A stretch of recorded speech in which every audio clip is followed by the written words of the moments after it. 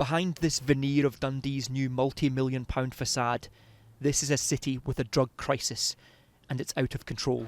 I take my methadone in the morning, take 5 Valiums of these, and then crack cocaine. Are you addicted? It's well 80 a day. 80 Valiums a day? I've had 80 a day already. Scotland is now Europe's drug death capital, and Dundee is the drug death capital of Scotland. 6 friends have died in the space of 3 weeks. And that's not enough to make you stop? No. Paula's been addicted to drugs since she was 13. She's now hooked on these so-called street Valiums, a drug that was involved in almost 2/3 of Scotland's overdose deaths. There's something in them that's different from normal Valium that, wow, no, it's horrible. It's not good at all. Do you crave them? Crave? You've got to get them or you can't function right. Street Valiums are a potent mix of benzodiazepines, normally used to treat anxiety, sold here for less than the price of a chocolate bar. I got 30 for £10. 30 for £10? Yep. 30 pence a pill.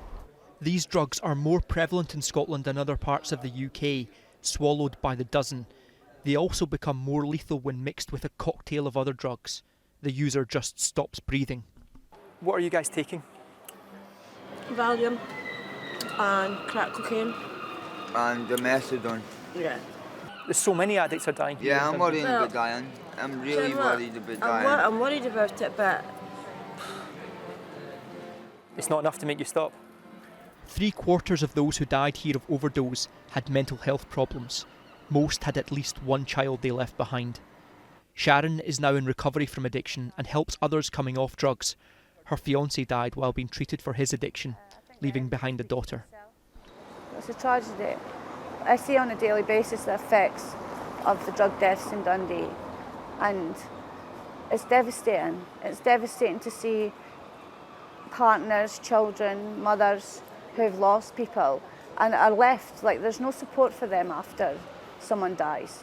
Like, even my own children have gone without, like my daughter has waited since, I think, 5 years now for bereavement counselling to address the issues after her dad died.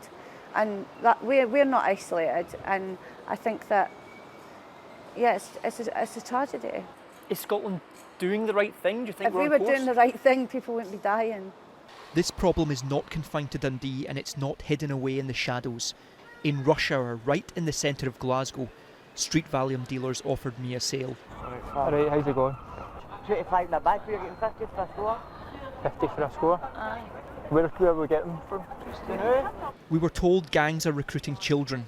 Then a teenage boy, no older than 16, offered a sale of heroin.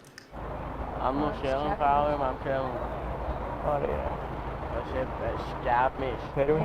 Heroin, right. The boy was hiding the heroin in his mouth, enough to kill him if he swallowed it. The street Valiums also become more lethal when mixed with opiates like heroin. Perfect. This lab tests and researches drugs killing people on Scotland's streets. The street diazepam market is almost like a Russian roulette. So if you bought something one week and it's a white tablet with certain markings, next week if you buy the same looking tablets, the concentration might be different and the drug itself may have changed. Scotland's drug death figures won't be published until next month, but ITV News has learned it will show deaths are up again, for the first time to more than 1,000. The drug-related death rate is likely to overtake the alcohol-related death rate for the first time, which is very symbolic for a country like Scotland with its alcohol reputation. Scotland's reputation for hard drinking is being replaced by hard drugs. There's now research being done to look at whether the introduction of minimum pricing for alcohol has pushed more people towards these cheap pills. But it's already the case that the scale of problem drug users deemed at risk or vulnerable here is now double that of England.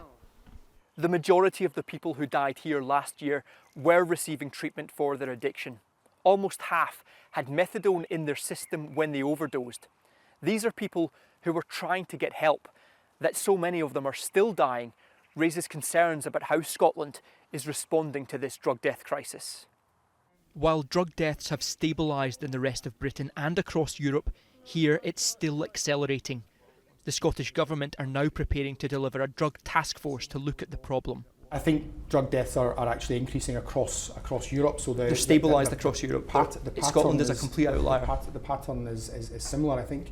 No, Scotland is a complete outlier. Scotland's accelerating at a rate that's not seen anywhere else in Europe. I want to do what I can to turn this around. Even across Scotland, there are differences in terms of the drug use that we need to make sure that we are able to provide the appropriate support for.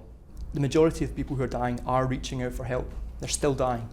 We absolutely need to look at how we can provide that support. We still don't know. Well, that is why I'm setting up the expert group, is to look at what more we can do. People will die in the meantime, though. People will continue dying. And if I can save one life, I will do. This is a country with a drug problem, where drug deaths have already doubled in a decade, and now Scotland must brace itself for even more lives being lost.